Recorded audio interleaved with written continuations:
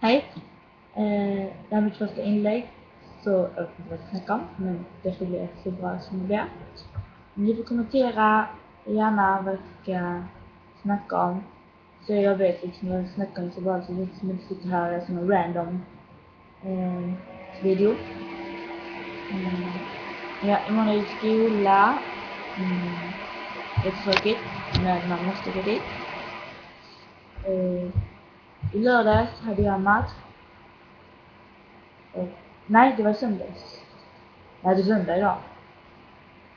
Ja, det var igår. Ja, då hade jag match mot Glumslöv. Vi vann med 6-3. Och vi var jätteduktiga. Förlåt att min kamera laggar. Det får jag spela in direkt nu. Och det gör den där. Men ja, kommentera och säg vad jag ska göra.